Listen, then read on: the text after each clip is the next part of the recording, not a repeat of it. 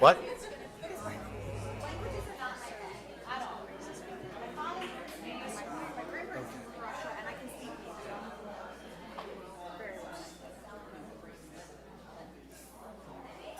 You want to sit here? I just vacated so other people use my chair. Good morning again. And for those of you who did not know, we owe a deep debt of gratitude to our Seat for Eileen chairs, and Linda there. Terry Schultz and Alex Mendez-Fass. They absolutely. They put in a lot of work, and they're the reason why we're all here this morning. And I'd like to invite them both up to tell us more about our theme for today, For a Better Future. Hi, all. Thank you guys so much for being here. Unfortunately, as we've heard, Rabbi could not be here today, so I wanted to read something that she sent to us for you all. In her words, thank you all for being here this morning. I'm so sorry I cannot join you in this special event.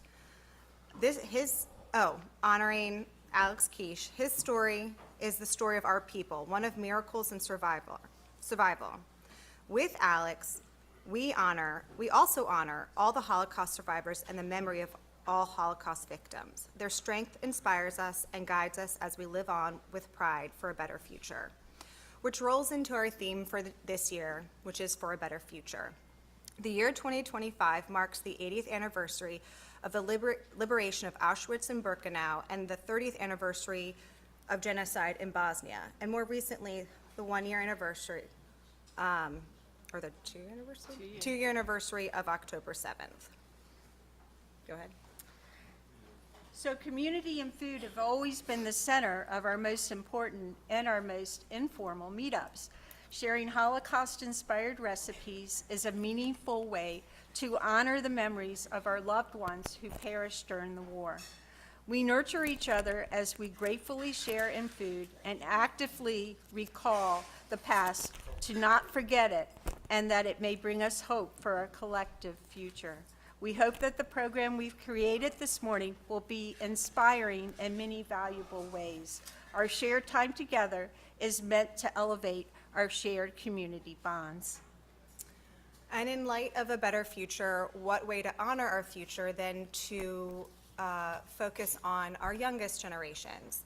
Terry had the wonderful idea of having a poem contest for 5th through 12th graders that was held, and we were supposed to have 3 winners, but they were so darn good that we ended up having 5. It was inspired by Pavel Friedman's poem that he wrote, The Butterfly. He was originally at Theresienstadt concentration camp. And then on the 29th of September in 1944, he was deported to Auschwitz, where he was murdered. There's 2 versions of the butterfly poem because it's translated, but I will read the first one, and then after that I will call up the winners of the poem contest to read theirs. The butterfly. The very last, so richly, brightly, dazzling yellow, perhaps if the sun's tears would sing against a white stone. Such a yellow, is carried lightly way up high. It went away, I'm sure, because it wished to kiss the world goodbye. For 7 weeks I've lived in here, penned up inside this ghetto, but I have found my people here. The dandelions called to me, and the white chestnut candles in the court. Thank you. Only I never saw another butterfly. That butterfly was the last one. Butterflies don't live here in the ghetto. Okay, so if I could have all the poem contest winners come up, and we're going to read them, the 3rd place winner up to the 1st. So first, can I have Eli Mullen, who won 3rd place in the poem contest. Way to go, Eli.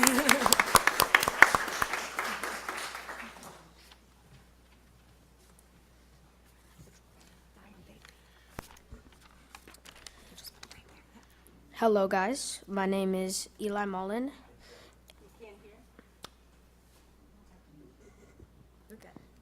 Hello guys, my name is Eli Mullen and I'll be sharing you guys a acrostic poem, and if you don't know what that means, it's a poem in alphabetical order. So this is A Better Future in the Alphabet, a poem by Eli Mullen.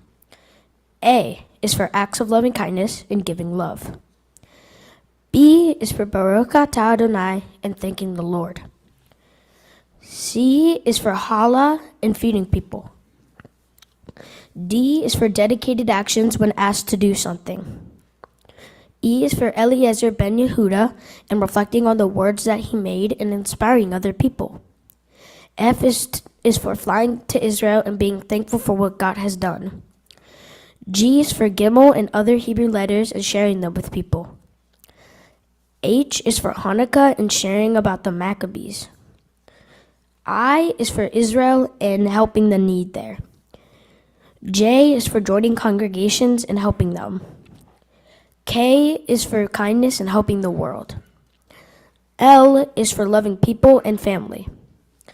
M is for Moses and celebrating what he did to get us to the other side. N is for not judging people based on their religion or culture. O is for optimistic actions when being hopeful for something. P is for people helping people in need. Q is for quiet feelings and not causing a big scene. R is for Rosh Hashanah and doing stuff like celebrating on that day. S is for Shalom, to communicate. T is for Torah and reflecting on it every time you do something Jewish. U is for ultimacy, actions in importance and achievement. V is for visible sight and helping the blind. W is wanting to help someone. X is for xenophile while going everywhere. Y is for you doing something that helps somebody or something. Z is for Zionism and being joyful for anywhere you go to inspire people, and that is my poem.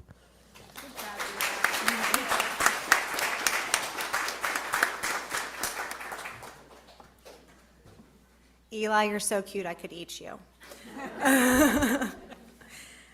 Next, we have our second place winners. They happen to be siblings, so obviously intelligence runs in the family. Sarah and Josh Korshin.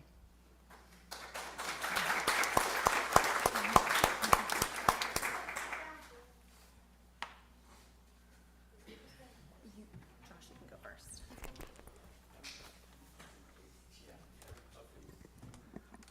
For a Better Future by Joshua Korshin.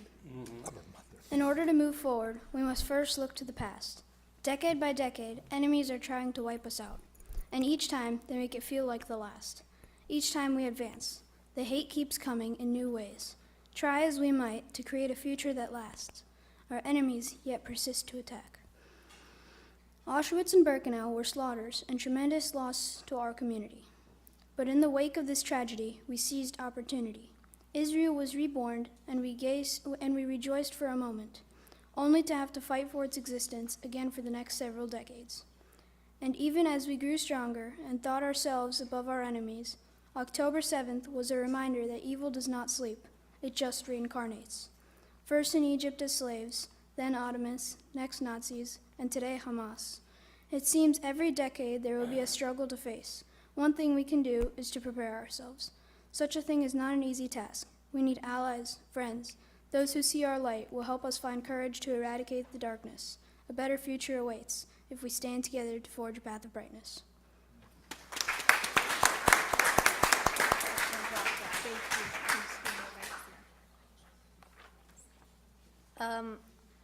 I wrote The Canvas by me. I'm Sarah, by the way. I actually didn't know what the poem was on, so I only heard World War II, so that's what I wrote about. Yeah. It's perfect. 1938. My canvas stands tall, with a bustling city before me. People chatter, buy produce, and come in from the nearby harbor. 1939. Now the canvas has strange red flags, but the people decide not to notice. It seems the paper is sold out, and everyone huddles around to the few who have read the news. 1941. I wonder why everyone shames them. They wear yellow stars on their sleeve. only for the people to spit at them. But to be honest, most just look away. 1942. The canvas now has tanks coming through the blocks of the cityscape. Nowhere is safe, and there is nowhere to hide. 1943.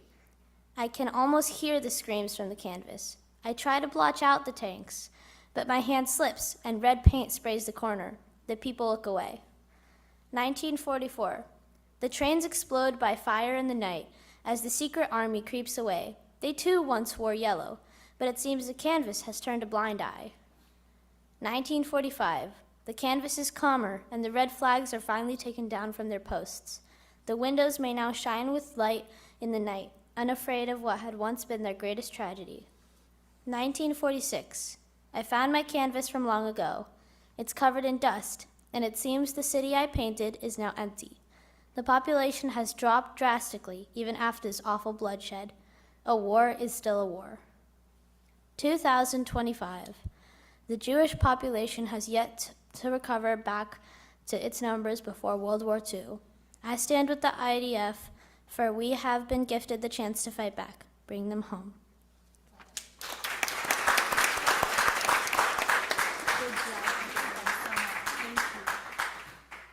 And lastly, we have our first place winners. It is Toby Mullen and Olivia Pustelnick. Did I say it right? Close enough. I'm so sorry. My last name's so fast, and no one can say that. Please come up and read your poems.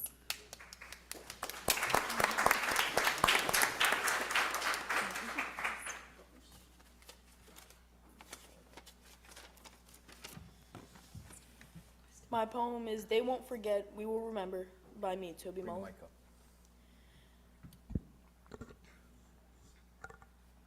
They won't forget, we will remember. They won't forget the 10 plagues we rained upon them. We will remember our escape after 400 years as slaves. They won't forget, we will remember. They won't forget their bountiful battalion falling to our small army. We will remember our oil miracle after we defeated the Greeks. They won't forget, we will remember. They won't forget their failed attempt on our people's genocide. We will remember Haman for his foolishness and stupidity. They won't forget, we will remember. They won't forget their loss after they waged a 6-year war on our people. We will remember our genocide and our current recovery. They won't forget, we will remember. They won't forget our countless victories and our future wins. We will remember our ancestors' sacrifices and hardships. Now it is our turn to carry the torch and pass along our knowledge, Lador Vador.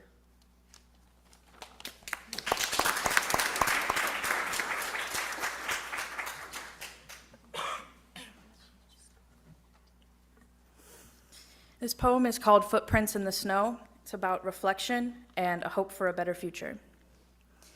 When white powder coats the ground, making the world bright and quiet, everything seems to stop and watch the magnificent beauty. I like to imagine where each snowflake comes from and each journey they overcome to travel so far and turn the outside into beautiful works of art. I always find snowy footprints, venturing out and telling different stories. Footprints, paw prints, long strides, short strides, big feet, small feet, pointed every which way. I always find myself wondering, where do they go? Where do they lead? Where did they come from? My footsteps will always lead me back home, tracking my travels into the unknown, but leaving a trail back to the familiar. They say every snowflake is unique, each falling on its own path, each with special branching crystals. But Earth is already filled with unique snowflakes, growing, maturing, finding their own paths, flying through the world, just trying to find their place in the sky. I can't wait to soar away in the wind and find other snowflakes just as unique as me.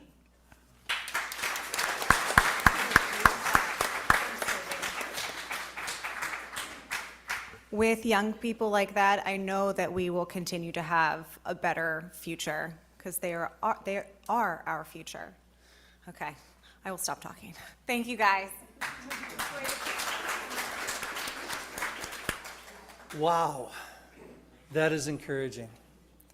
Those young people with their poetry and their sense of time and memory. And I'd like to thank Terry and Alex and the event committee for inviting me to facilitate our program today. In my capacity as the director for the Jewish Community Relations Committee, JCRC, of the Richmond Jewish Community Federation, RJCF, I am grateful to be able to say that we have many community leaders and volunteers who work tirelessly to ensure Jewish memory and Jewish identity remain a robust part of the Jewish future. If you would like to learn more about the JCRC, please do see me after our program. As I recently learned from myjewishlearning.com, Yom HaShoah is actually shorthand for the day we remember the victims of the Holocaust. The full name of the day is Yom HaShoah v'Hagavurah, literally the day of the Holocaust and the heroism. That's codified in Israeli law and strikes me as an appropriate recalling of our collective memory. The day is observed on the 27th of Nisan, a week after the 7th day of Pesach, and a week before Yom HaZikaron, Memorial Day for Israel's fallen soldiers. And so we are just 3 weeks early this year, and that's a good thing. Get things done early. Since the 1960s, the sound of a siren on Yom HaShoah stops traffic and pedestrians throughout Israel for 2 minutes of silent devotion. The siren blows at sundown as the observance begins, and once again at 11 a.m. the following morning. All radio and television programs during this day are connected in one way or another to the Jewish story in World War II, including personal interviews with survivors. There's no question that this day holds great meaning for Jews worldwide. The overwhelming theme that runs through all observances is the importance of remembering, recalling the victims of this catastrophe, and ensuring that such a tragedy will never happen again. On a more personal note, to my knowledge, I have no family members who endured the Shoah. In fact, my Jewish ancestor, known to us only by his last name, Hernandez, fled the Inquisition by joining the Spanish army and eventually settling in Chihuahua, today part of northern Mexico. However, 4 centuries later, I am very proud to say that my grandfather, Staff Sergeant Samuel A. Hernandez, U.S. Army, was a liberator at Dachau.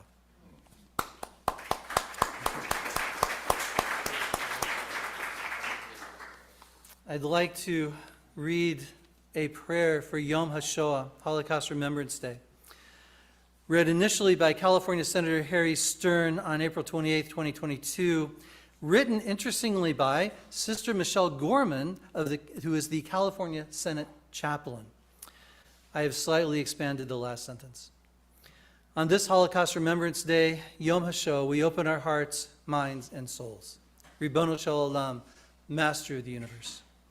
As we remember the 6 million, the 11 million, the indifference, the evil. As we honor the heroes, the martyrs, the survivors, and the victims. We ask you to soothe our souls, to amplify our memories, to strengthen our resolve, and to hear our prayers. We ask for your presence in our midst for healing, light, and love, to soothe and ease our pain as we remember the horrors that were committed not that long ago. We ask that our memories be strengthened in the hope that those who remember the mistakes of the past will not repeat them. We ask that you strengthen our will so that when we say never again, we will dedicate ourselves to this principle, to the idea that justice does not allow persecution, that genocide shall not be repeated, and that vigilance is the responsibility of freedom at all costs. Above all, we pray for shalom. Oseh shalom b'mromav, hu ya'aseh shalom aleinu ve'al kol Yisrael, ve'al kol yeshvei tevel. May he who makes peace in the high places, may he bring peace upon us, upon all Israel and the entire world, now and forever. And we say, Amen.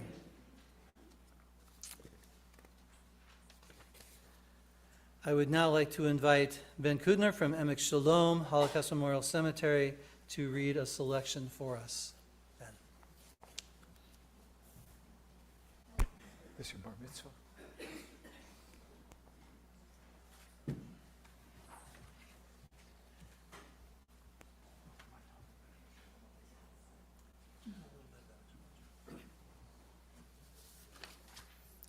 Good morning.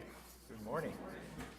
I am pleased and honored to be co-president of Emek Shalom Holocaust Memorial Cemetery, along with Cookie Solidar, who unfortunately could not be here today. She was called out of town at the last moment.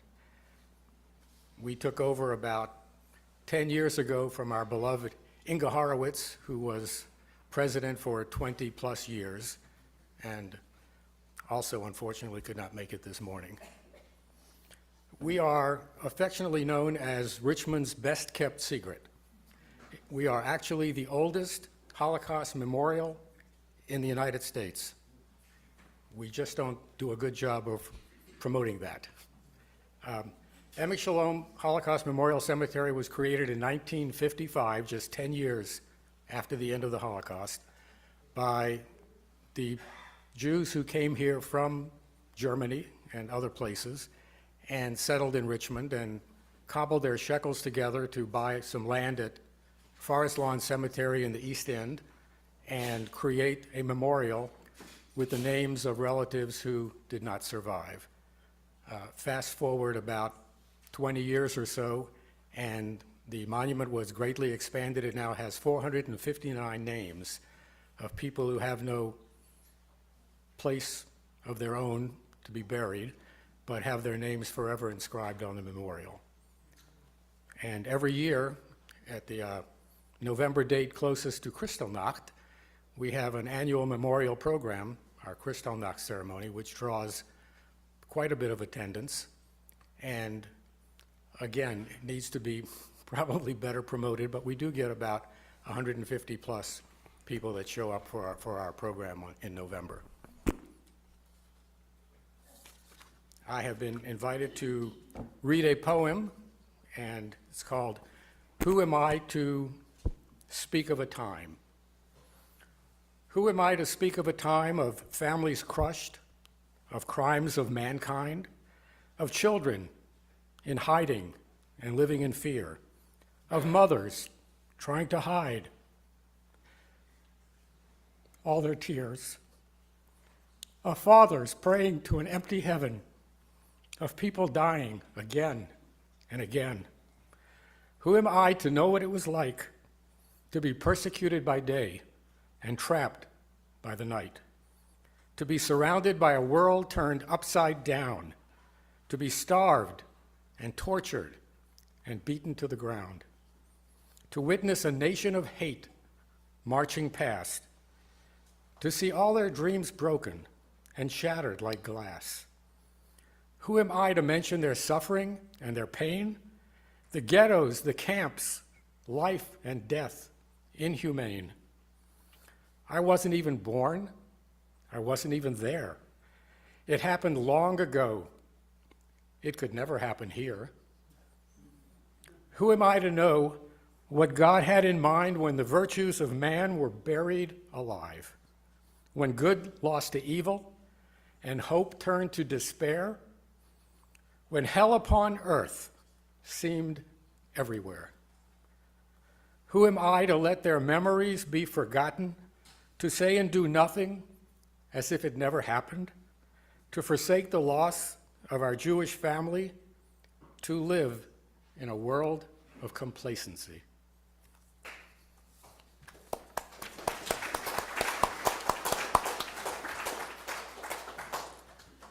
Thank you, Ben. And now I'd like to invite Rena Berlin to come up and recite the candle lighting prayer.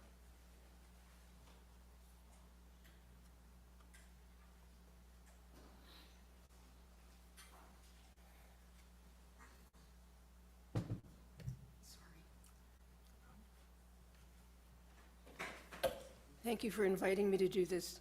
I'm really very honored. The blessing of the yellow candle. We light this yellow candle to rekindle God's flame, to shine his light upon the world once again, to sanctify the memories of the millions of souls, to honor their prayers and all their lost goals. We bless their existence by being alive, to light this yellow candle as proof we survived. By Ron Adler. Thank you. Thank you very much.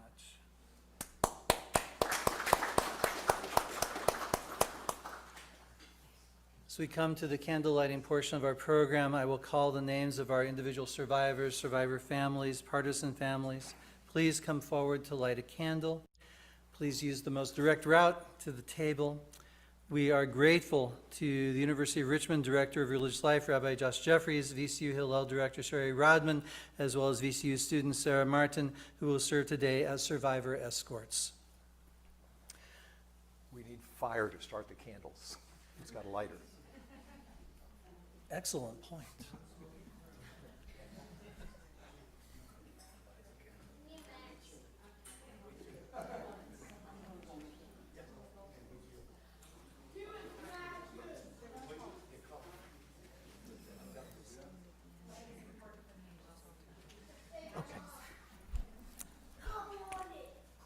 Go Alex, go Alex, go Alex. Sorry, that was my child. And I would like to invite up first Alex Kaish along with Sherry Rodman to light the first candle. Pardon me? Want me to stand over here? Oh. This,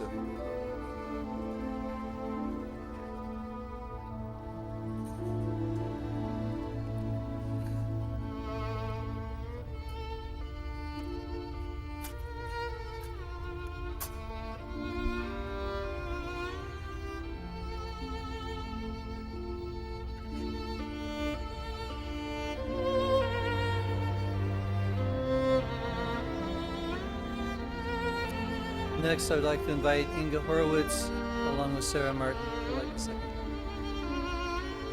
Oh, she's not. Oh, I apologize. In that case, Helena Zim, you would come with Sarah Martin.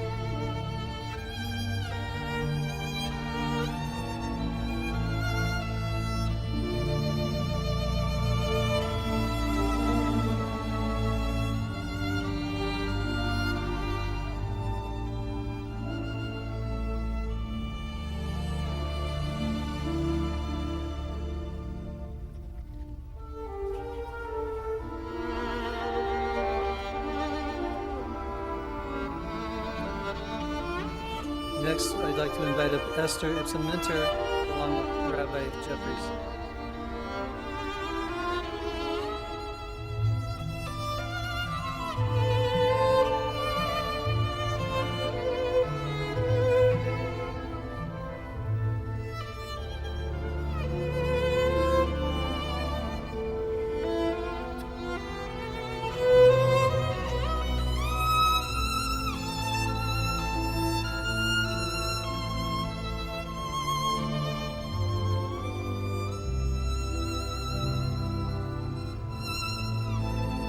Next, I'd like to invite Roger and Lynn Loria with Rachel Loria.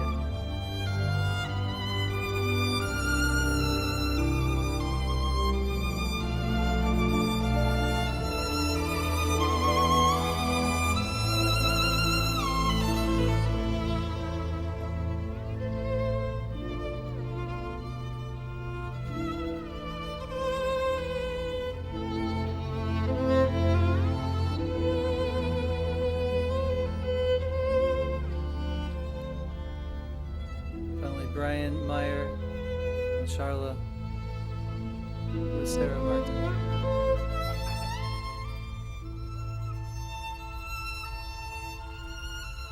You wait for your escort. She's coming right behind you. No, yes, please, yes, you as well. All three of you. All three of you.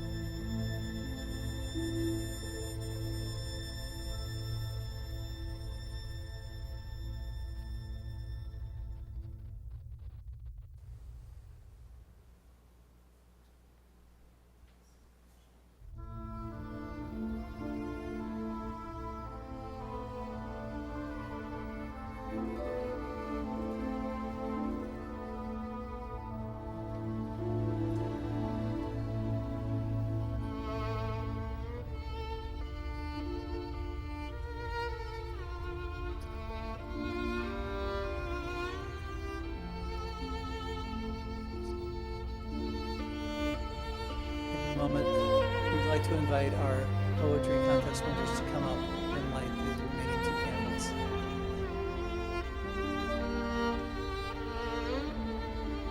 And Josh and Sherry as well, please come up.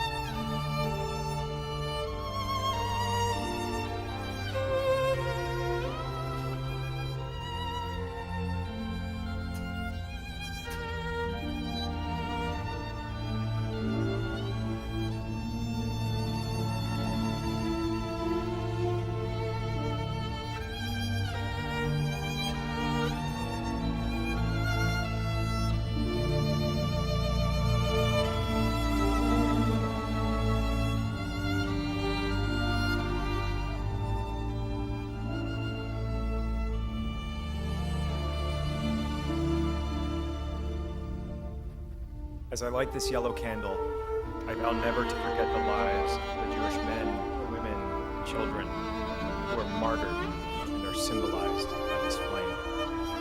They were tortured and brutalized by human beings who acted like beasts. Their lives were taken cruelly. May we be inspired to learn more about our 6 million brothers and sisters as individuals and as communities, to recall their memory throughout the year, that they will not suffer a double death. May we recall not only the terror of their deaths, but also the splendor of their lives. May the memory of their lives inspire us to hollow our own lives and to live meaningful Jewish lives, that we may help to ensure that part of who they were shall endure always.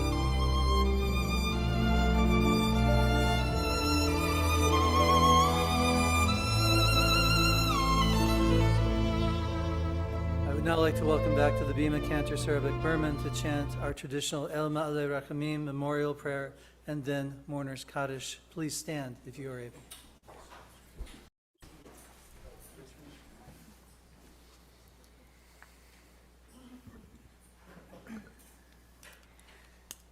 God, filled with compassion, justice of widows and parent of orphans, please do not be silent and hold your peace for the blood of Israel that was shed like water. Grant infinite rest on the wings of your sheltering presence among the holy and pure, shining and radiating light like the first light of creation, to the souls of the millions of Jews, adults and children, who were murdered, slaughtered, burned, strangled, and buried alive. All of them holy and pure in your eyes, may they rest in paradise. Therefore, Master of compassion, shelter them in the comfort of your wings forever. May their souls be woven into the tapestry of life eternal, with you as their comfort. May they rest in peace. And let us say, Amen. Il Ma'ale Rachamim,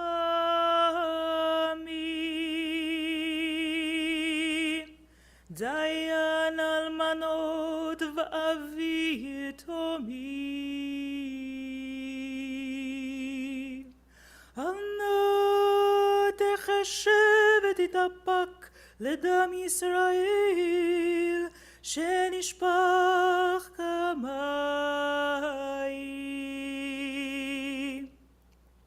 המציא מנוחה נכונה על כנפי השכינה, במעלות קדושים וטהורים כזוהר הרקיע מאירים ומזהירים, לנשמותיהם של רבבות אלפי ישראל, אנשים ונשים, ילדים וילדות, שנהרגו ונשחטו ונשרפו ונחנקו ונקברו חיים, כולם קדושים וטהורים, בגן עדן תהי מנוחתם.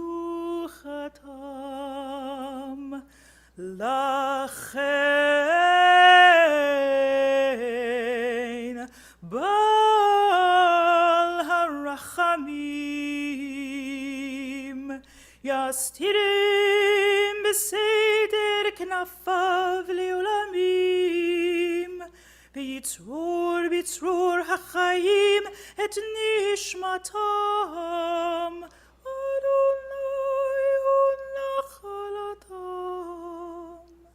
וינוחו בשלום, בשלום, בשלום על משכבם. ונאמר, and let us say, Amen.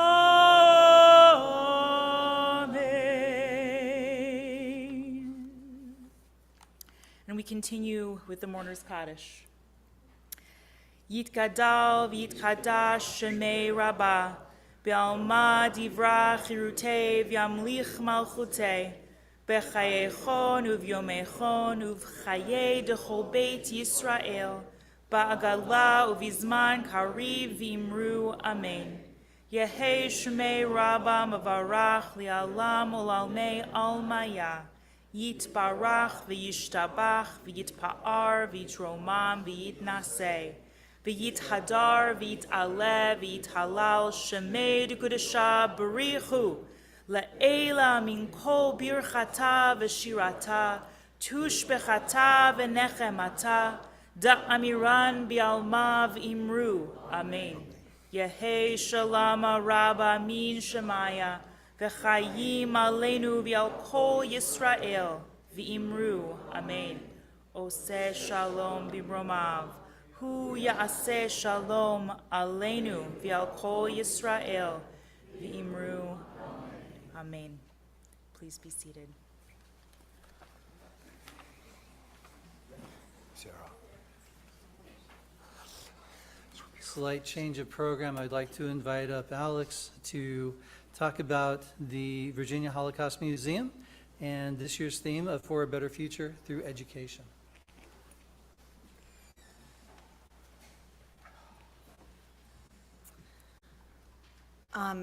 Obviously, the Virginia Holocaust Museum, we're so lucky to have that in Richmond. And they have a wonderful program called the Butterfly Project, inspired by Pavel Friedman's The Butterfly Poem.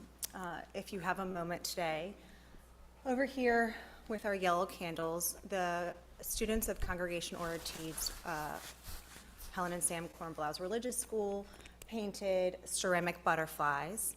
And each butterfly represents a child who was killed in the Holocaust. And there are cards of real children and their stories. The Butterfly Project is a global initiative aimed at combating hatred and bigotry by educating people about the Holocaust through education, art, and memorial making. The program is built around ceramic butterflies that participants paint while learning about a child who was murdered during the Holocaust. These butterflies are then glazed and installed in permanent displays to serve as reminders of courage, justice, remembrance, and hope. And so our butterflies will be installed at the Virginia Holocaust Museum. We're going to send them in next week, and they should be installed in the next month or two. So if you go down there and you see the butterflies, know that students here created them. Thank you.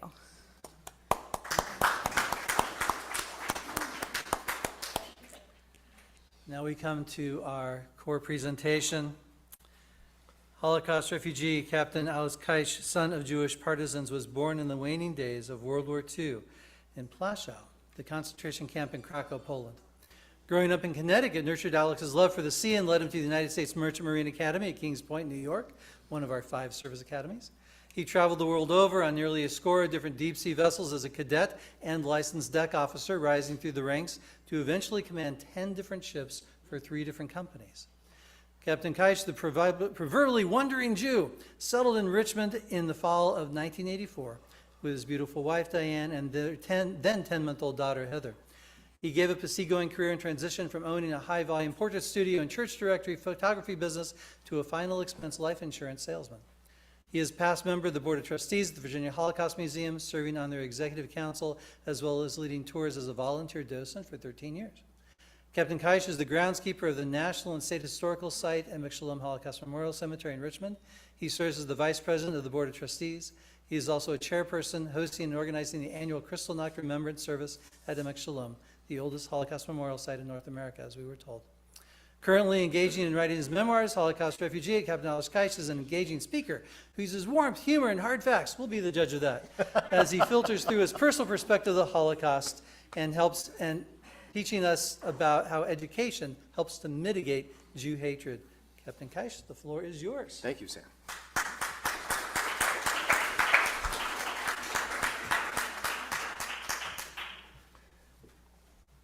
Mike, am I on? Ladies and gentlemen, I'm a proud graduate of the United States Merchant Marine Academy, and eventually, as you were just heard, I did matriculate to be captain of some pretty powerful ships. We all need an anchor to windward so we don't float off in the air. My wife, Diane, was that anchor for me. I couldn't believe the command that I had just taken over. It's the most expensive, most sophisticated ship, merchant ship in the history up until that time. And I was just beside myself. I mean, my head was getting swelled and swelled. That ship was going 18 knots. It was a liquefied LNG ship, liquefied natural gas carrier, carried 125,000 cubic meters of gas, enough energy to last the city of New York 3 days. And I have a three-room suite. I have a big office, a big living room, a modest but adequate-sized bedroom. I had a bathtub, unheard of on a ship, a shower, a bidet. And I said, Diane, in your wildest dreams, could you ever see me as being captain of this grand ship? And she said, Alex, I don't know how to tell you this. I just never had you in any of my wild dreams. We Jews who came to America from the ashes of Europe always refer to ourselves as refugees. Refugee is what I am. Survivor has a victim connotation. I control my destiny. When I speak, I do not ask nor accept your pity. What I want is your understanding and your acceptance.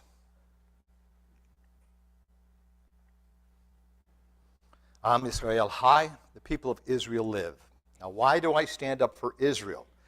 Is it because Israel was created as a haven for refugees such as Roger, myself, my father, my mother, my twin of blessed memory?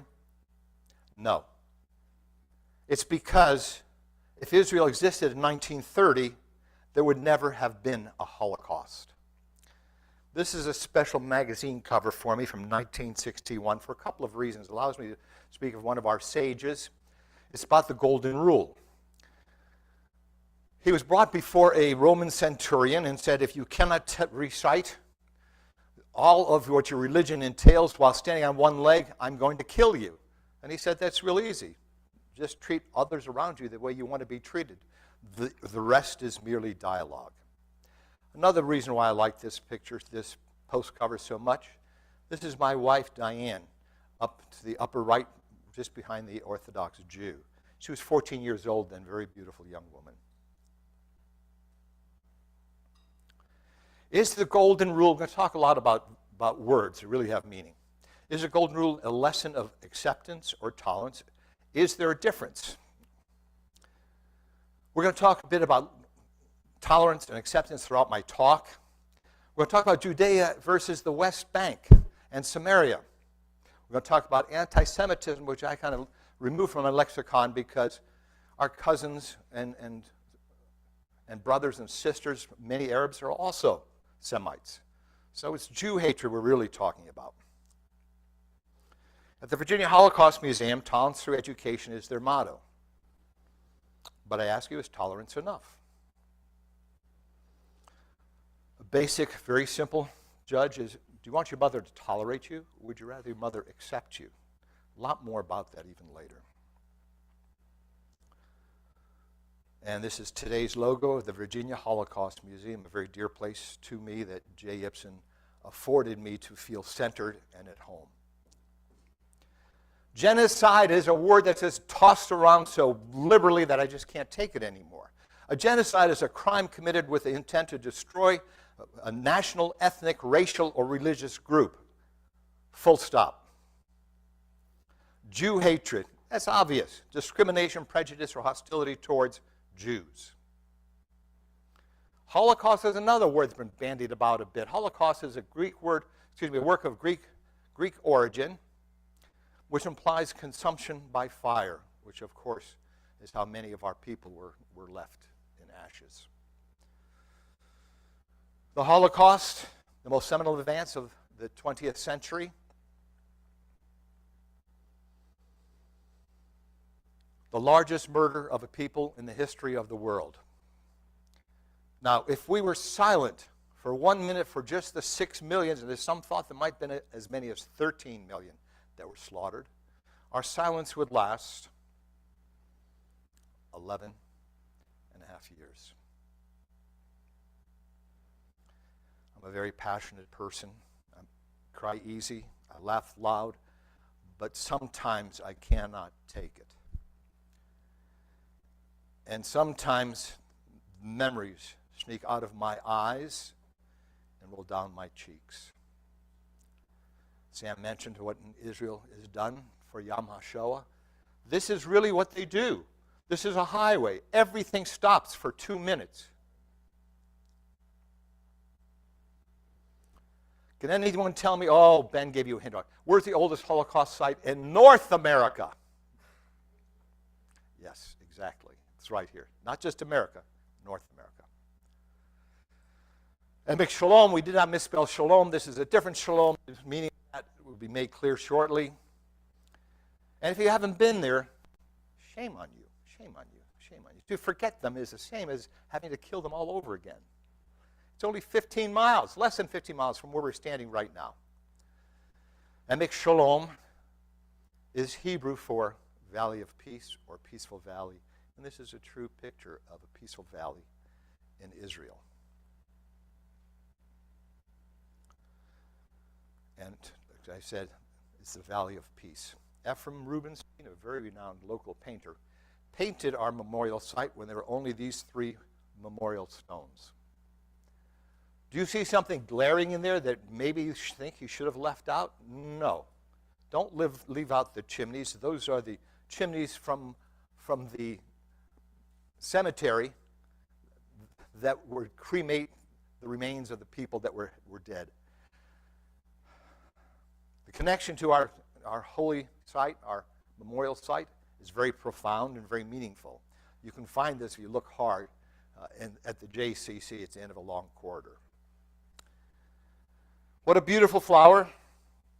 Notice how closely these beautiful petals, all 6 yellow petals, look like the 6-sided Mogen David that we Jews had to wear. I know you're all part of the Daffodil Project, which is trying to put 1 bulb in for every child that was murdered, symbolizing the horrible condition of children all the world over and the 1.5 million children we lost. This is what Emek Shalom looks like today. Those are dwarf bushes back there, dwarf hollies. We picked them out specifically because it would take a long time for them to grow and be here for a very long time. This is what it looked like before the Daffodil Project. And this is what it looks like after the Daffodil Project. At a memorial service in November, we had all participants grab a bulb and drop them in the spot that our gardener had already set up for them. We are, as Ben mentioned, a national historical site. We're also a Virginia historical site. Internationally acclaimed sculptor, Linda created 2 sculptures for our memorial wall. The first, this one that you're looking at, is of dead flowers representing those who perished and the generation that would never be. Her daughter, just as an aside, also graduated from the U.S. Merchant Marine Academy. The second of these flowers, vibrant and blooming, representing generation, the indomitable spirit of the Jewish people to embrace life and hope for the future. A few years ago, this sculpture was displayed in the Valentine Museum as part of a Sculptures of Richmond, Statues of Richmond. I'm also the groundskeeper, in addition to being co-chair for our annual event. And one time in the early spring, I was there and I was looking at the place and said, my gosh, what are all those little white specks all over the place? I took a close-up picture of them and sent them to our gardener. I said, what in the world is that? Those tough little flowers that look so fragile but are so beautiful. Those are, ladies and gentlemen, are the Star of David.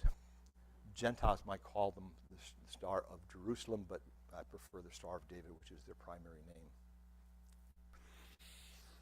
As already mentioned over and over again, it's important to repeat those things that are important. Our mission, simply stated at the Emek Shalom, at the Valley of Peace, is Zokor, Zokor, remember.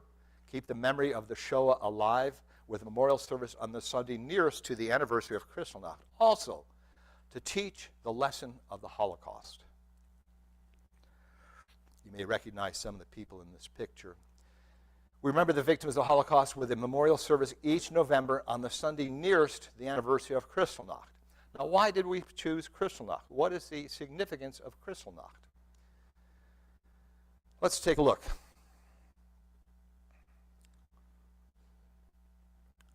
So, was it the 96 Jews that were murdered that night? Thousands will be murdered in the night after this. That wasn't the significance of this night.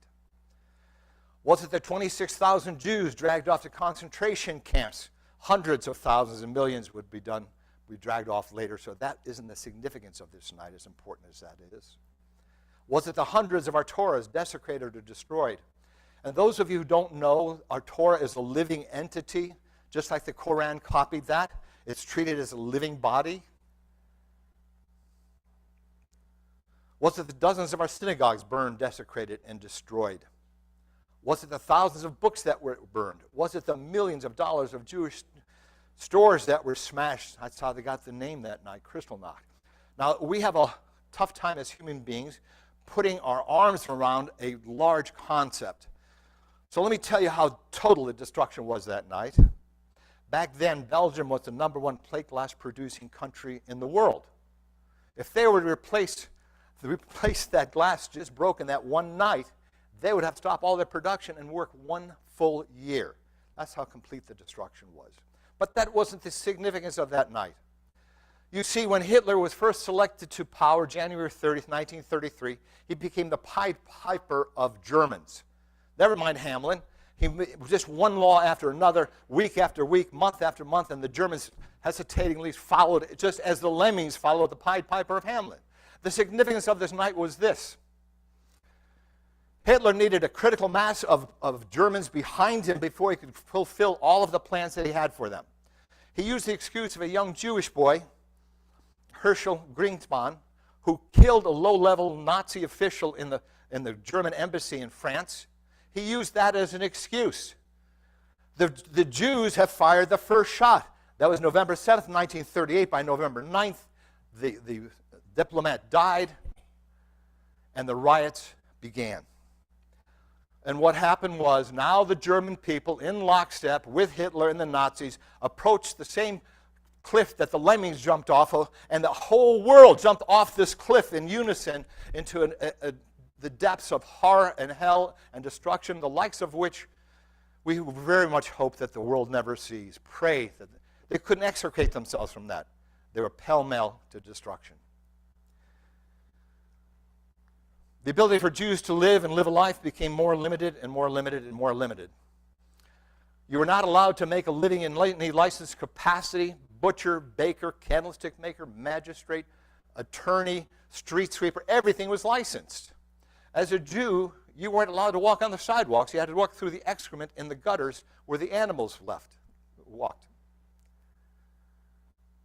937 Jews boarded the motor vessel St. Louis in 1939. They said, we've had enough of this. We can't survive here. So what little they could put in their pockets, because their bank accounts were all confiscated, their property was all confiscated, is 50 Reichmarks that you're allowed to put in your pocket. They filled their suitcase. They're going to someplace they didn't speak the language. They're going someplace they don't know what the culture is. They're going someplace where they don't know where they're going to live. They're going someplace where they don't know how they're going to make a living.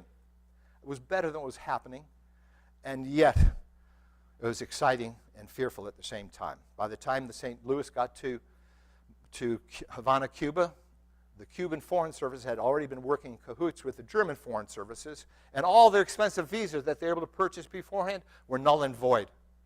I'll just throw them over the side. A handful of Gentiles were on the ship. They were allowed to go ashore, but not the Jews. Before I tell you the next part of the story, it's important for you to understand how large America is.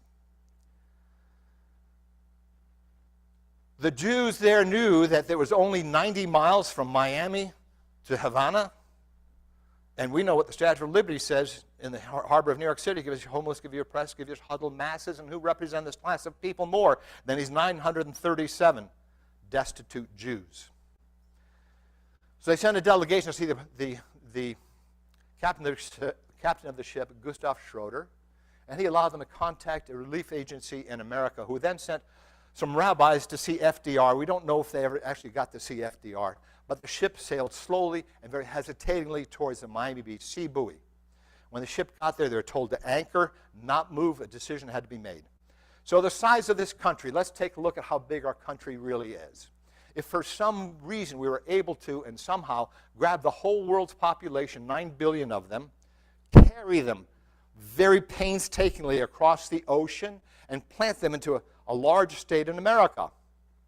Well, look, there's Georgia. That's the largest state east of the Mississippi, and if you get to be on Jeopardy, you don't have to give me any credit for that answer. But let's get to Texas. Okay.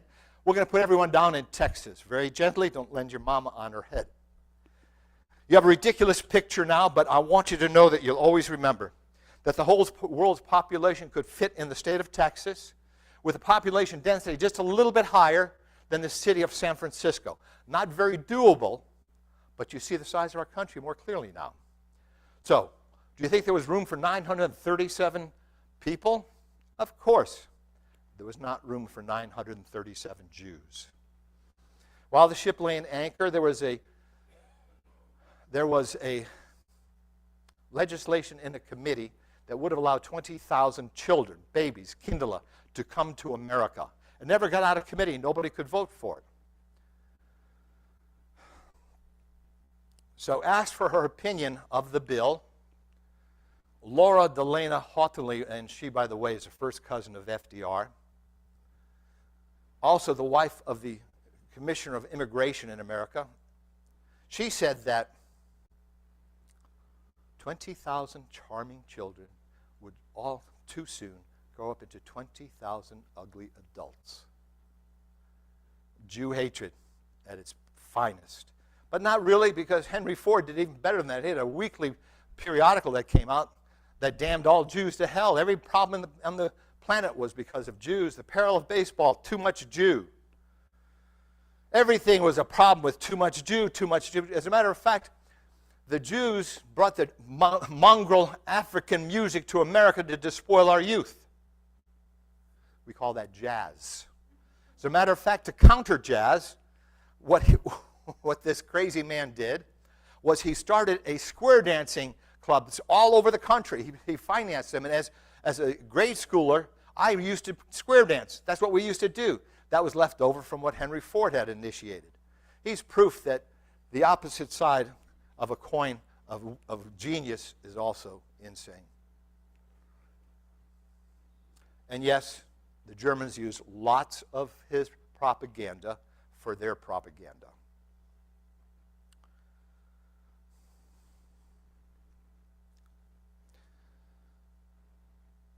Now, I'm going to tell you who you probably didn't realize, but Lindbergh was a horrible, horrible Jew hater. He stood up in front of Bunds, Bunds, by the way, were big German clubs that supported the Nazis. They filled Madison Square Garden. I don't know how many thousands were there. Nazi flags, killed the Jew and all that. We're hearing it all over again. So Dr. Seuss tried to offset some of that propaganda with some of his publications. Maybe it helped a little bit.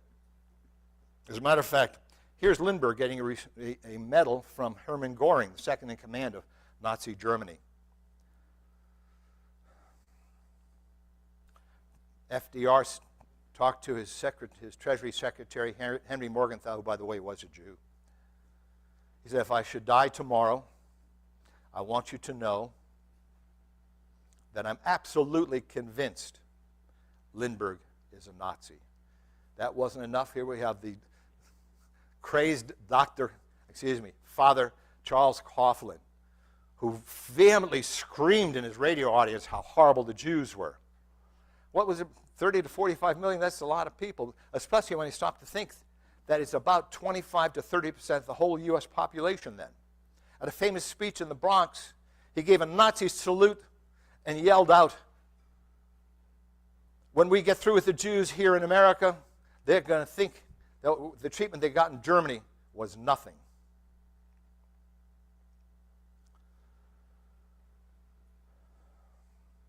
Here's Gustav Schroeder in 1995. He was selected to be righteous among the nations. He has a special seat next to God. Why? It's because he knew he had to bring his ship back, but what he did was he let all of his passengers off, all his Jewish passengers. They kind of spread over various countries on the continent, and some 250 to 300, I think, wound up in England. Those in England, most of them survived. A great number of them on the continent were caught up in the slaughter of the Holocaust. Okay, this is especially for these young people who've got awards for their poems today. This is your challenge. This is Esther Windmuller. We named the contest after her because she began it. We want you to discuss in an essay of 500 words how to counter what is happening in the streets today. The Jew hatred. How do we counter it? How do we recognize it? What do you say? What do you do? Can any of you guys need $500? Do any of you need $500? $300? Yeah. First place is $500. It's cash money. If your plan is for 1 year, plant rice. If your plan is for 10 years, plant trees. If your plan is for 100 years, educate children. That's why we challenge you to come do this essay with us. Some years ago, when I first became involved with the Holocaust Museum, they printed a picture of my beautiful daughter. She had just come back from 5 years in South Korea teaching English as a second language. We also make the Holocaust education personal by sharing a family story of a loved one's. So this is my story. My mother and her brother were born in Lviv, February 23rd, 1926, in which, by the way, is the same birthday of my wife, Diane, February 23rd. She had only one brother. Her name is Seely German Kaisch. This is what my father looked like right about at that time. My father was from a shtetl in eastern Poland. I don't know exactly where. There were 13 children and a family who tilled the hard, tough soil, who became hard and tough themselves.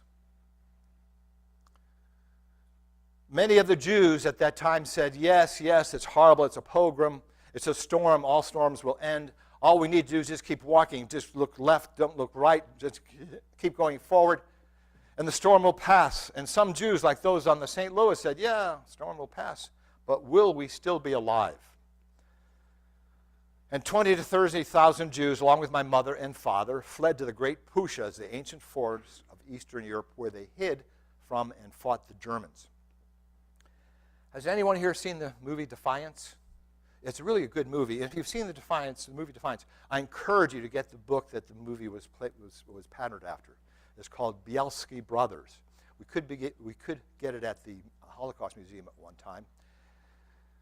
When I read the story about the Bielski brothers, The hair stood up on the back of my neck because the similarities and the parallels to my father's story are very, very similar. The Bielski brothers were from Belarus, and their farm and grist mill had been stolen, and their mother and father had been killed by the Nazis. The 5 of them ran into the forest to hide from and fight the Nazis. Tuvia, who was the head of the brothers, the eldest, had been conscript in the Polish army before the war. My father had been conscript in the Polish army before the war also. He said, look, guys, we're going to kill Germans. We're going to kill Nazis. We're going to kill German soldiers. We're going to disrupt their supply lines. We're going to blow up trains. He said, but I would rather save the life of one old Jewish woman than to kill 10 German soldiers. And because of that, that's the direction their troop took. Eventually, there were 1,100 there in hiding. They would go out and they would rescue people from different perils that they were in. They had a bakery there. They had a blacksmith there. They had a gunsmith there. Everything you would need in the forest. My father's group was not that large. It might have been 100. Might have been. I have no idea. My father never talked about it. Two different things happened. Those who survived talk about it all the time and can't stop talking, or the majority of them just don't talk at all. His friend Max, who survived this, he would call this my days in the woods, said that they're alive because of my father, because my father was a big bruiser of a guy. He had a good leadership quality and had a background in being a soldier. They were mostly engineers, shopkeepers, and some were garment workers in factories. So what you needed to do when you're in the forest was you needed to go out on patrol. You went on patrol looking for German patrols because if they found you first, you were dead. If you find them first, they're dead. You also go on patrol because you don't, what are you going to eat? Grass? Bark? Yes, a few peasants did help out occasionally with a loaf of bread, a couple of potatoes. But my father told me what they primarily ate. They ate what these subsistent Polish farmers would throw away. What in the world does a subsistence farmer throw away? They ate a lot of potato peels. Not very gratifying, but it filled your stomach, and they weren't aware, but that was the basic nutrient of potatoes right below the skin. My mother met my father in the woods. He was like 41 or 42. She was 18, and they were married. What did my father look like at this time of his life? And where they were hiding in Eastern Europe, this was known as Holocaust by bullet. 1.5 million Jews were murdered by the German Wehrmacht.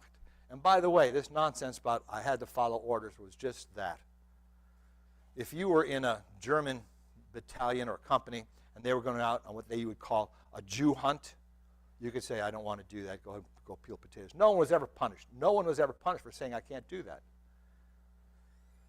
And look at this brave soldier getting ready to shoot this mother trying to shelter her child. If you're very careful, you can shoot them both and kill them both with one shot. What about this jerk firing his pistol in the head of this helpless Jew?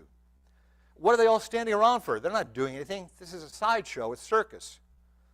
We all have choices. What's even worse than his comrades standing, but this guy there, he's a tanker man. He doesn't even belong in this group. He's there just for the fun and pleasure of watching Jews being killed. This picture haunted me for many decades. I first saw it when I was this little boy's age. Now, my father killed Germans to be killed, and if he had died, that's war. But what did this little guy do to warrant what's going to happen to him, other than being born from a Jewish mother? April 19th, 1943, the first night of Pesach, the Germans entered. But the Jews were prepared. The young men and women and boys and girls, they had some arms, they had some few pistols, they had a few rifles, they had some ammunition, and they held them off for longer than any army in Europe up until that time. They held them off for 31 days. They also had Molotov cocktails. Raise your hand if you know what a Molotov cocktail is. The gentleman behind you, tell us all what a Molotov cocktail is. Tell me about it. Wait a minute, so you put a flammable liquid in a bottle? What? And then what do you do? Okay. Okay, and what's your name? And Michael, remember, it was Michael that taught you how to do that. It wasn't me. Thank you, Michael. You also need a lot of chutzpah because you have to get really close to that doggone thing that you're going to be throwing this at. And those of you who don't speak Yiddish, I think in Mexico they call it cojones. And if you're language challenged, you can. Now, after I learned more about this picture, because of eyes we don't see, I saw this picture every tour I did. I did hundreds of tours at the museum. I would tear up watching this little boy. This was actually a bunker full of women and children that the Germans flushed, hiding there.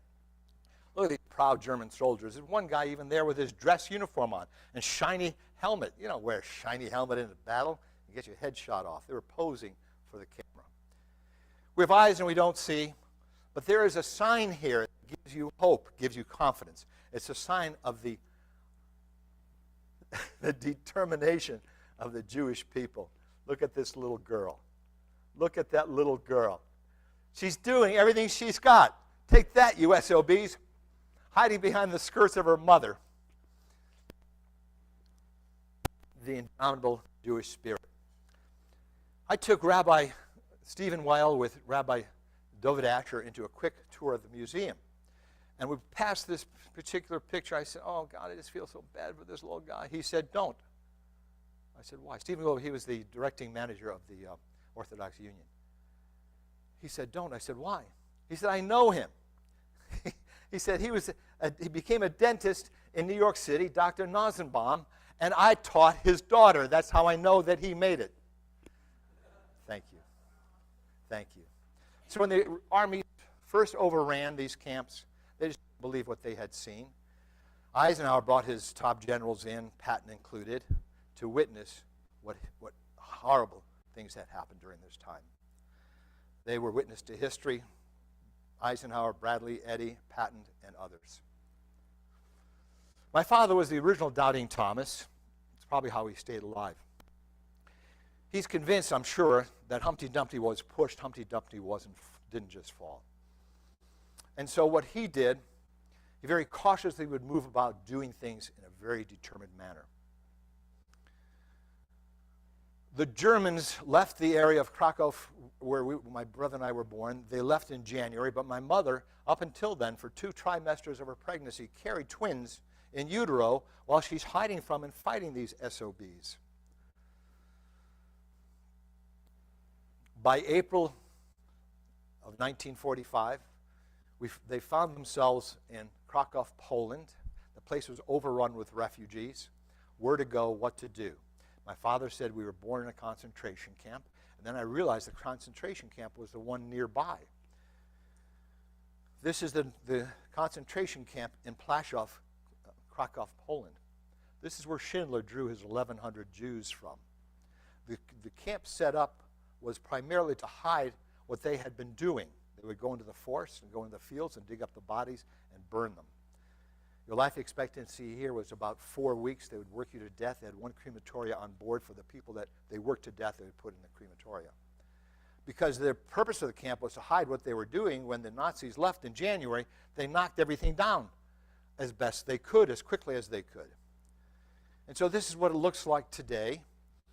And my father and mother must have found some sort of shelter there because you just couldn't sit on the side of the street and give birth. So my twin and I were born there April 21st, 1945. Hitler committed suicide April 30th, 1945, and the peace was signed May 8th. So I was born at the very end of these very most horrible of times. My father didn't trust Stalin any more than he trusted Hitler.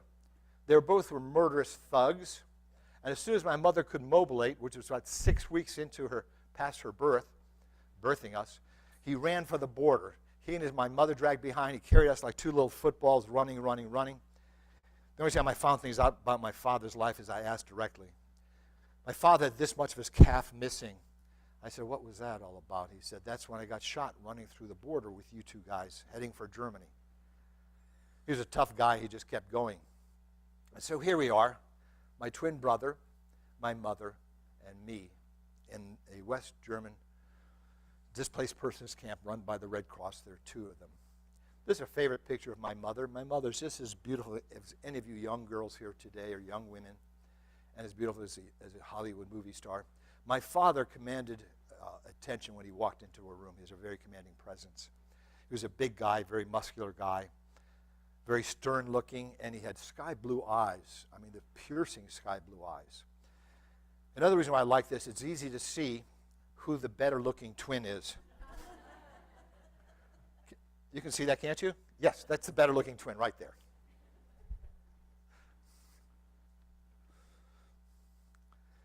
My father, using the same Yiddish Verstand, the same common sense that kept him alive and his cohorts during the war, he then used to make a living after the war. He was very successful. We were fed well. We were fed like Christmas gooses. We were clothed well. My daughter had to call us our Gumby pose. Look how well dressed we were. Before we left Germany, my father took formal pictures of my brother and of me. Okay, so he did take one good picture. Robert Mitchum look, right? Okay. And of course, this is my favorite picture of my mother. One of the great ironies of my life was that I was able to do for a crew member on my ship what my father was not able to do for his mother, for his wife, my mother. I was in the Sea of Japan heading for the Persian Gulf. We would take a full load of crude oil. And one of our sailors got really sick, and we had a helicopter come in from Clark Air Force Base in the Philippines, landed on the ship, took him away, and within 24 hours of landing, he was operated on for an obstructed colon. My mother suffered from the same problem, but there was not enough medical attention available. There was not enough doctors available. There was not enough surgeons available. So she died a miserable, unhappy death at 22 years of age. Now, this is my father. He was well-to-do, got a big stone for her. If you notice, there's a picture of her inside a bronze there. Right next to him is a very interesting man. His name is Ula Barad, Cindy. And Ula Barad was my father's best friend, which is why he was there. My father would call him the kid because he was only 17 years old. My father was maybe 41 or 42 by now. And so the kid was very successful in life. He came to New York in 1958 and started a real estate empire. His son Gerald now runs the empire, and he has 6 different hotels, one right there in Times Square, the Edison Hotel. And so I said, Ula, how the heck did you do all this? He said, well, I took a liter of vodka from the Russians, and I swapped for a liter of gasoline from the Americans. They like the vodka. And back and forth, and then here I am.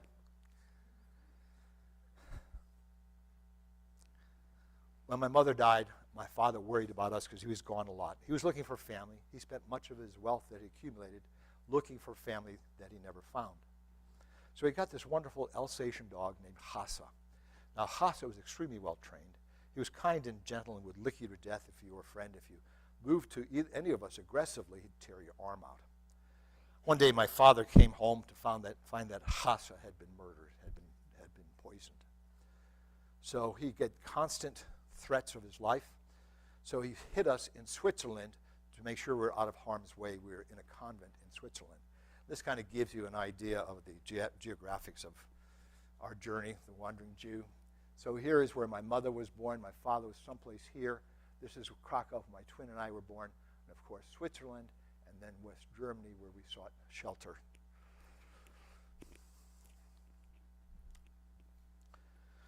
So Dad put in an application for a visa for Israel and one for America. And the one for America came through first, so he had 2 weeks to gather all of his affairs.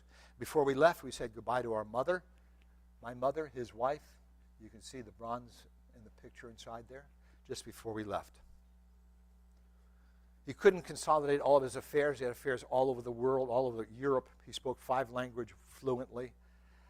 And one time I told him I came back from Odessa after a grain run over there on a big ship, and I was telling him about Odessa, and he started telling me about Odessa because what the heck were you doing? He was all over the place. He spoke Russian fluently. He spoke Polish fluently.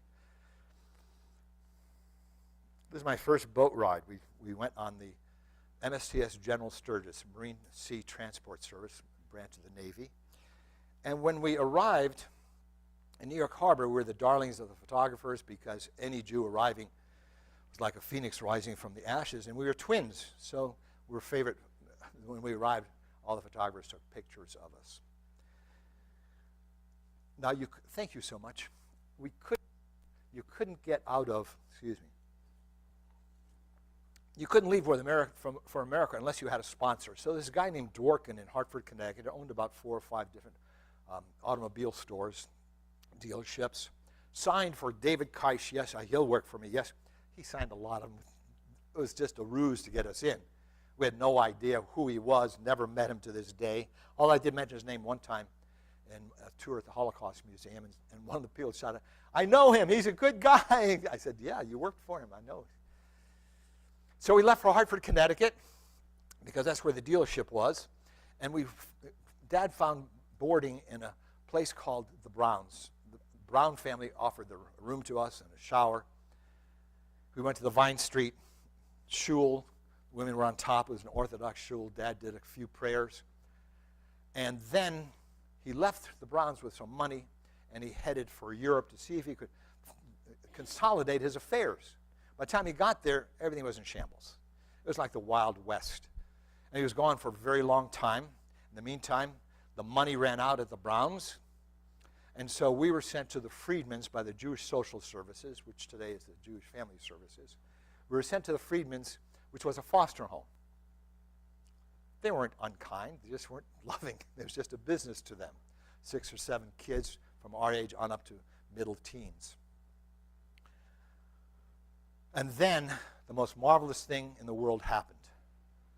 Walt and I were adopted by a wonderful, loving, caring, kind family in Meriden, Connecticut. They surrounded us with love. They swaddled us. We felt safe. We felt this is what life should be like for any little guy. And here we are at the Nerdens' house. There's a little girl named Cindy there. She's a really cute little girl. And you're getting the hint, huh? And there's another shot of Walt and me. And there's one of Cindy and Walter. And you know her as Cindy Crumbine, not Cindy Nerdin, but Cindy is we became cousins not by an accident of birth, but because of a divine love, and we bonded. But things weren't always good, because Jew hatred always will pop up somewhere. We're about as happy as any kids could be. We lived on Queen Street, the last house on Queen Street, and then you leave the house, go down a hill, you walk over a little bit, and you come up the next hill, and there's King Street. And the end of King Street was the King Street Elementary School. So one day I was in the little boy's room taking care of business, and my little friend from my class came in taking care of his business next to me. He looked up to me and he said, "Alex, are you Jewish?" I was always tall for my age. I said, "Yeah, I'm Jewish." "Well, I hate you." No, I didn't do it. I said, "Why do you hate me?" He said, "Because you killed Christ." I was really hurt that my little friend hated me, but I was more confused than I was hurt. A lot of people think that a high, flat forehead is a sign of intelligence. It's a wives' tale. I wish you would continue. I kind of like it. However, the reason why I have a high, flat forehead is because throughout my life, I've had lots of oy vey moments. This wasn't one of the early ones. Oy vey, oy vey. I mean, here's a 7-year-old kid, has not enough maturity, has enough life or wisdom to understand what a Christ is, and yet he's accusing his 7-year-old classmate, going back 2,000 years, to kill his God. Oy vey.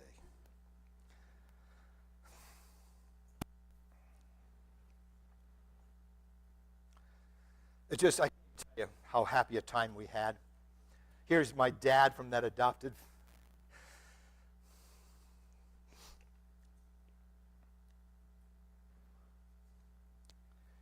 If you remember the Christmas story with Ralphie going to shoot your eye out with that Red Ranger rifle, here's Ralphie right here.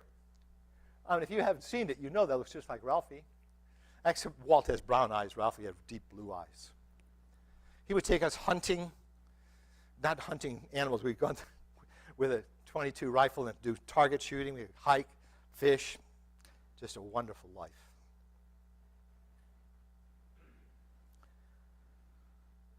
But the good times don't always last.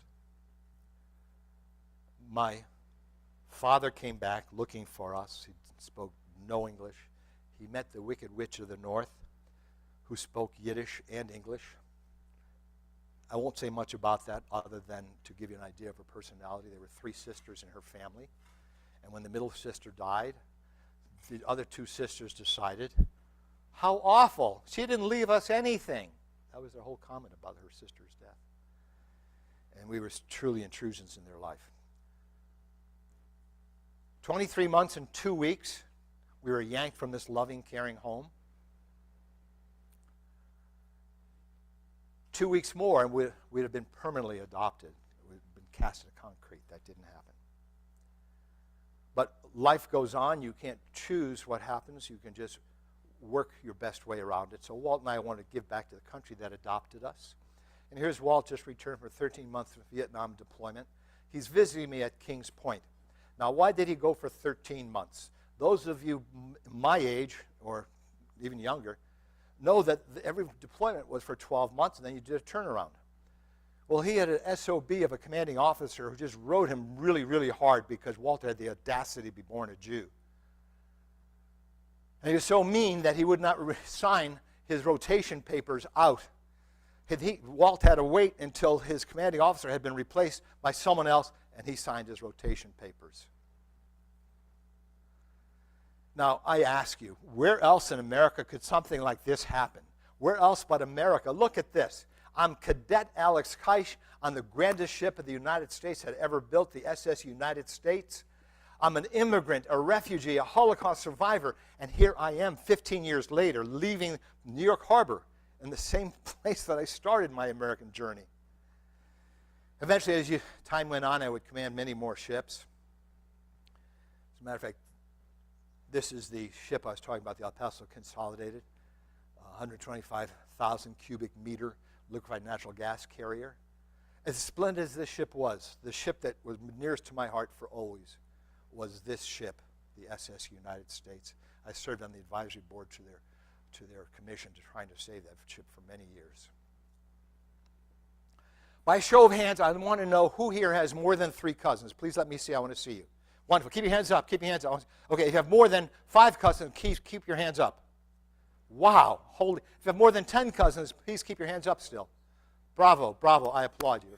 I'm happy for you, and I'm jealous at the same time. Why? Because all of my aunts, all of my uncles, all of my grandparents, all of my extended family, everybody, every last one was slaughtered during the Holocaust. So that which you take for granted, I really don't know anything about. I had that short, brief moment, 23 and a half months with the Nurden family. But other than that, I didn't know what swaddling, caring, loving was. So here's a homework assignment. I want you, each of you who had more than one cousin, call somebody in your family, somebody you haven't talked to in a while, and perhaps somebody that you maybe had words with. Call them or text them. Just say, I love you. And watch them call you back. No reason, I just love you. The next moment isn't promised. The next day isn't promised. It's important that you do that. Inga Hurwitz, as you heard earlier, she was our president emeritus at Emek Shalom before Cookie and Ben took over. One day she came to me as I became involved with the program about 14 or 15 years ago, I guess, and she said, Alex, would you like some of your family members' names on that memorial wall? I said, yes, put my mother there, put my father. She said, I can't do that. I said, why? She said, because they survived the war. This is for people that died during the Holocaust. And to say I was depressed would be putting it mildly, because I didn't want my family to be forgotten. Because like Elie Wiesel said, to forget them is like killing them all over again. What could I do? What should I do? I'm a terrible sleeper. I play videos in my brain all night long. And about 2 weeks after that horrible moment that I realized I didn't know any of my family, all of a sudden I said, bang! We Jews name our children after deceased loved ones, and I remembered my twin and I we were named for our maternal and paternal grandfathers. So we put our names up. So I know you all will come to visit, even if we don't have the program there. But here's what the memorial wall looks like on either side. There are now 4 stones that have, what do we have, 462 names, did you say, Sam? Ben, whatever your name is? How many? 462? 469 now. We're still getting more. That's wonderful. But here's my mother and father. Pray for them all, but take special note on the far left stone is my mother, my grandfather's names, are my grandfather's names. In 2004, I came to the Holocaust Museum, not because I wanted to talk about horrible death and dying. I avoided it all my life. People I grew up with didn't know anything about my background. People I went to school with, college with. My shipmates had no idea. I never talked about it, but I was in my 50s in 2004, and I said, I need to know where my family's from. I don't have a feeling of place. We all have a feeling of place. Cindy's feeling of place was probably Meriden, Connecticut. That's where she started out. Charles' feeling of place is right here in Richmond. He would show me the places we go swimming that are now housing projects. So everyone needs a feeling of place. I didn't get that feeling of place until I went to the Holocaust Museum. I was looking for my mother and father, but what I found instead was a comfort that I realized that I wasn't alone. Jay and this young woman, Jessica Klein, could barely make out the things I was showing them. I had a bunch of stuff. They really didn't know where my father was from. But Jessie was working, she's a Berliner, and she was working as a volunteer for 1 year at the Holocaust Museum. Without me knowing about it, she went back to Germany, back to Berlin, researched, and found my mother's grave. Now, keep in mind that from 1950, when my father, my brother, and I visited her grave, no one who loved her was alive or was in the area. So no one visited the grave. No one left a stone. And this young woman became my bonus daughter because she started something. I came to visit the mother's grave, and here's when Inga Horowitz went to visit. And this is my daughter. Her last year in college, she finished 6 months in an overseas study class with CNU in the Czech Republic, Prague. And she took 17 of her classmates over, and they all visited my mother's grave, left their respects. The following year, she was an assistant to the professor there, and took them all one more time. And since then, many people have visited. Ben Kuttner, the most recent person that visited, is an expat friend who I met in the Philippines near Dumaguete. Now, why do I go to the Philippines? Because I get the same swaddling and care and love that I had for the 23 and a half months that I had at Cindy's house. Here, I'm almost alone if it weren't for Cindy. It is what it is, but this fine elderly man, I can say elderly because he's a couple years older than me. I can say that to Roger, too, because he's a couple of years older than me. I just met him by chance, and he was going to go to Berlin to have an operation on his heart. We became fast friends before he left, and I asked him if he would visit my mother. And he was in a wheelchair. And another German couple came by, and they helped this little Philippine woman push him up, and they stood up got pictures with them. So Inga and Harold Horowitz, Ben Kuttner and Jill Willens, and it gladdens my heart each time I think about this. But the Jew hatred is all around us. We always have to be aware of it. Like Jay used to say, being a Jew is not easy. A hero of mine. This guy was a hero of mine. I mean, this guy, I don't even want to read it. It just makes me too upset. He decided there was a Jewish ploy that shell shock, which we call, never mind, let me see shell shock, which we call PTSD. It's a condition that was an invention of the Jews. You probably don't know this guy. He's also a Jew hater. He gets interviewed on TV a lot. On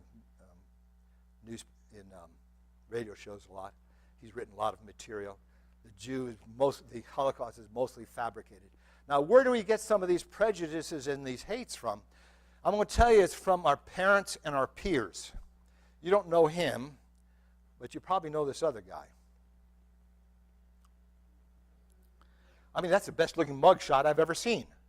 That jerk got arrested by a California highway patrolman for drunk driving, and this jerk noticed that he was a Jew from his name tag, and he asked him, and he said, "Oh, you Jews, you deleted expletive Jews, the cause of all the wars of the world in history of the world, and it doesn't stop. This was 2017. The tiki torches came out. In the end, we'll not remember the words of our enemies, but the silence of our friends, and then the slaughtered who had their prayer shawls on their shoulders, their prayer books in their hands. And it just never ends. It just never ends. And it's because the past is never dead. It's not even past. This is 2019. That's before any of this recent nonsense. And then, anyone here want to tell me what 6MWE stands for? 6 million wasn't enough. 6MWE. Boy, oh boy, their mothers must be so proud of them. And then the Festival of Death, October 7th. The question of the ages, what is the reason for all this Jew hatred? What is the reason? I don't know if you all remember your high school required reading, the bridge over San Luis Rey. 5 people on the bridge. It was a rope bridge. It's a marvelous story. They try to delve in each of their backgrounds. Why is it they all just died? And the reason was, there is no reason. And the reason they hate us is because there is no reason. There really is no reason. Sometimes the reason is that there just is no freaking reason. By 1944, Nazi Germany fired 11,000 rockets into England. The world celebrated the UK when it fought back. By 2024, Hamas had fired 32,000 rockets into Israel. The world castigates Israel for fighting back. You take your hypocrisy and shove it.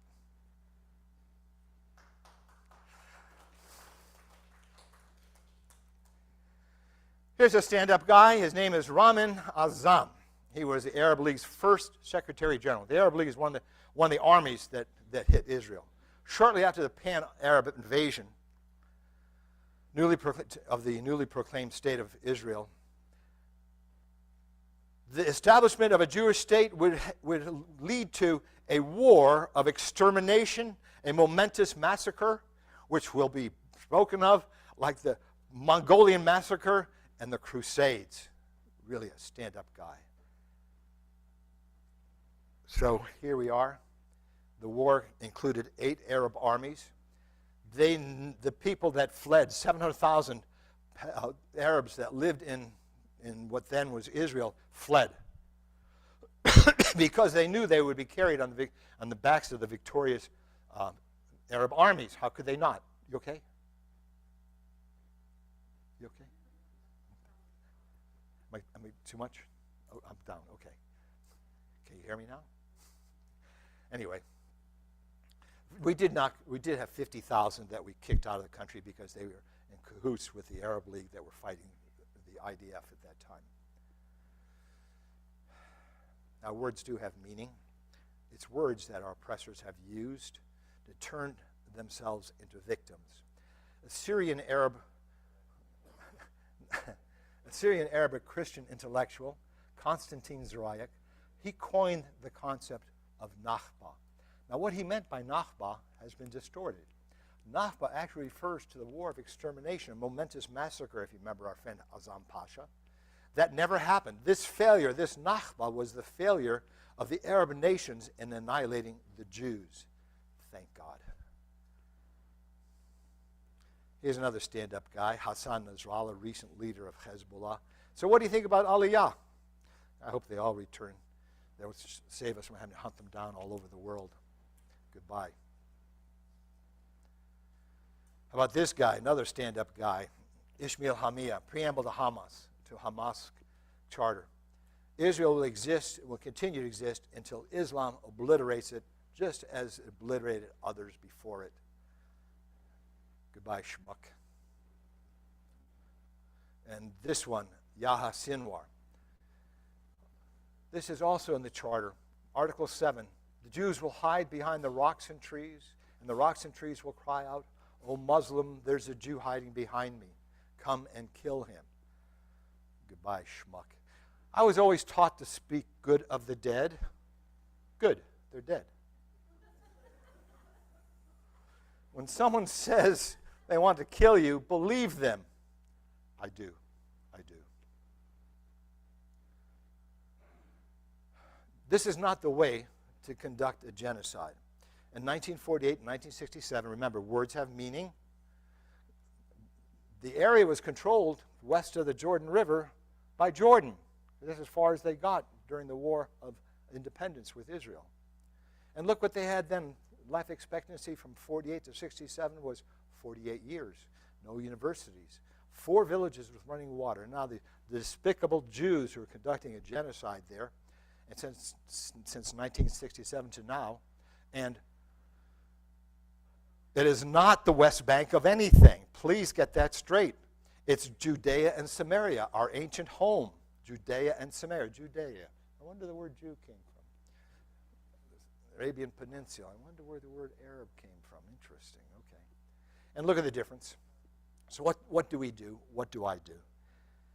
Well, I try to carry out the mission of Emek Shalom. I teach the Holocaust. I speak truth to Jew hatred. I mitigate Jew hatred in all of its forms, BDS, etc. Love for all, hatred for none.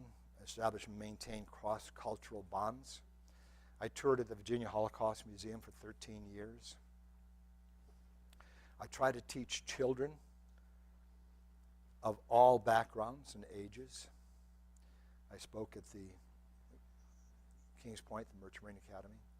I've been interviewed on several radio stations. This is a wonderful young man, Oscar Contreras. He has 3 children. They all entered the art contest at the Yom HaShoah program in our Holocaust Museum last year, and 2 of them won.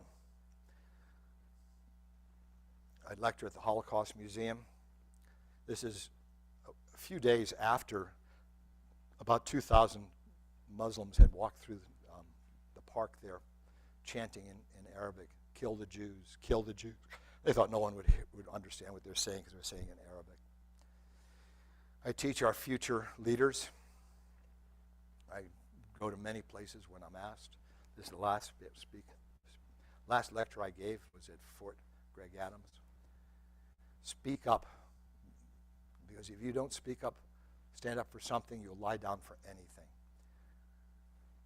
I watched Rabbi David Asher at the Richmond City Council give a very eloquent speech about the nonsense of the situation at that time. And right after him, there came a woman with her kippah on, and she was spewing such nonsense it almost made me vomit.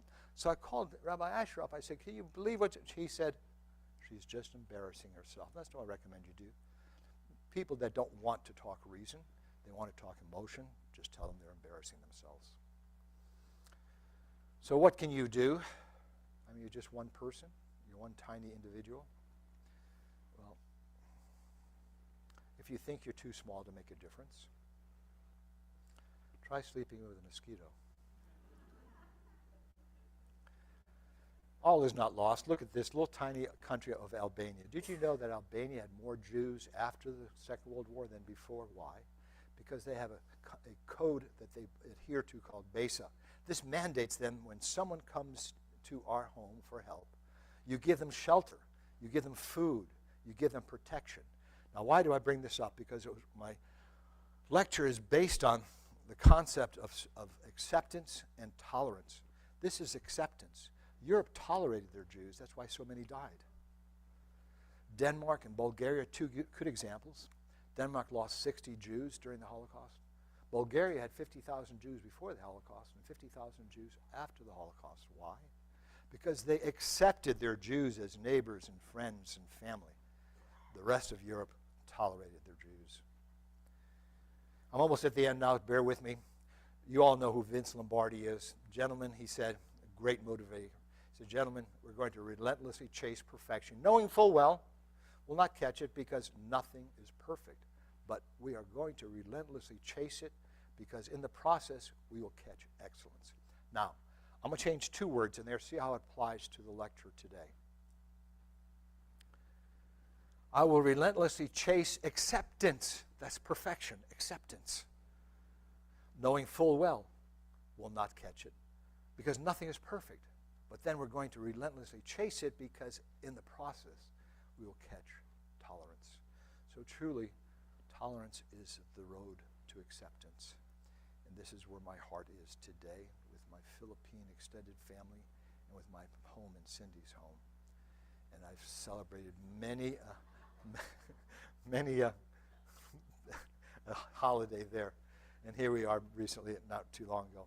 There's an interesting picture here of Abigail Spanberger and me. Right up there. I don't know if you can see it. Hello.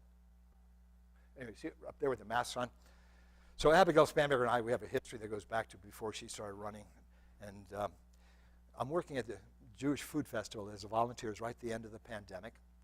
And we weren't allowing people to come in and sit down and eat, but we had packages made up to take to them. And Rabbi David Asher was saying, hey, Alex, he knew about my history with Abigail Spanberger. He said, Representative Spanberger is walking through the parking lot. You want to say hello to her? I said, yeah, sure. So I ran over to the door. As she opened the door, I walked in. I said, Representative Spanberger. When I first met her, I called her Dear Abby, but that wouldn't fly now. I said, welcome. I said, I have got something to propose to you. I said, if you can spell gefilte fish, I'm ready to make you an honorary Jew. So I'm glad to tell you all she is now an honorary Jew because she spelled it very, very adequately. So these are pictures that I took at the top of our monuments showing the Gentile part of the cemetery. But what they say on top is important. The sacrifice of our people, O Lord, may not have been in vain. Ladies and gentlemen, bring a family, a Gentile family, bring a Gentile friend. Come join us. Join your voice with us this coming November 9th at 2 o'clock, Sunday at 2 o'clock. We would all appreciate it. And you young guys, if you can use $500, start thinking about making that piece of paper. 500 words is all you need. And here's the lady right here you're going to be reporting to. She's the first one to judge it. That's Roger Loria's daughter. Very involved with everything. I ran over. I'm so sorry. I hope I didn't bore you to death.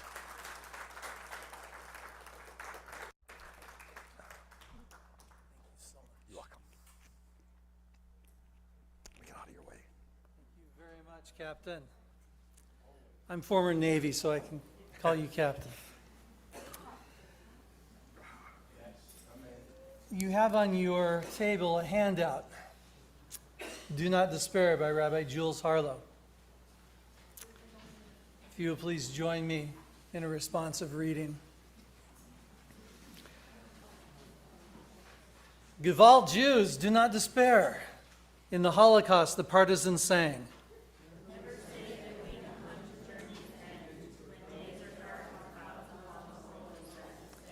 Our past is a prelude. We are never at the end of the road. In the Warsaw Ghetto, Jews added an 11th commandment. We believe that justice and peace will reign.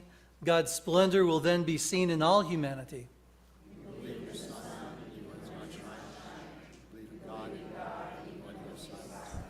We believed with perfect faith in the coming of the Messiah.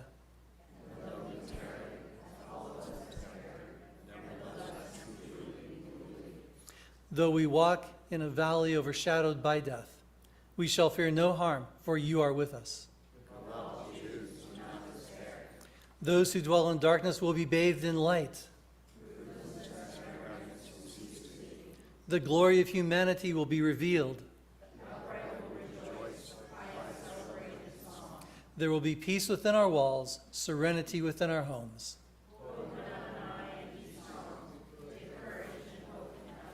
Amen. Did you know that the number one commandment in all of Tanakh is do not be afraid? That's the most often repeated commandment in all of Tanakh. And I'd like to invite once again Cantor Beck Berman to the Bima to lead us in Oseh Shalom. You will find a copy on the table, and please feel free to take it with you. On the bookmarks, yes. Oseh Shalom bimromav, hu yaseh shalom aleinu, ve'al kol Yisrael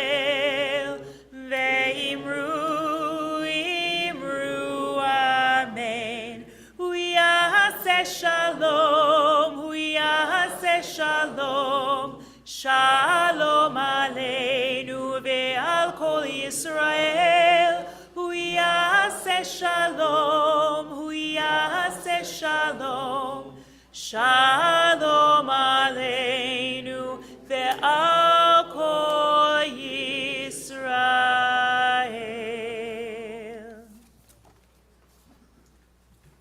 Thank you, Cantor. I'd also like to thank all our participants, particularly Alex Kaish, Michael Marcus, our survivors, their families, our cooks, the kitchen crew, the venue logistics raffle donors.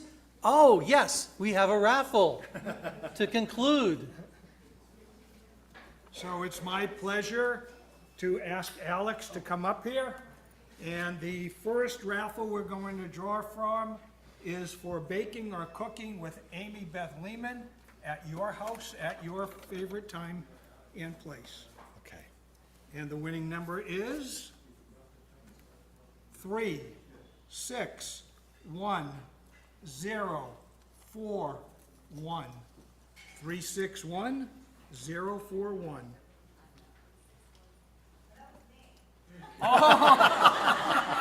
The fix is in. The fix is in. Okay. And the next raffle is for a beautiful, so I'm told, Diamond Star of David necklace, generously donated by William Jeffries Jewelers, and an estimated retail value of $3,500. It's not too late. And if I win it, we know there's a problem. 692241692. 692. All right, yay. Mazel tov. Thank you, Russ. And now, poetry contest winners, please come up to receive your prizes from Alex and Terry. Oh, you already gave them out? Okay. Well, then, in that case, wow, we're at the end. Thank you all for being here. Shavua Tov. Have a good week and a joyous and kosher Passover.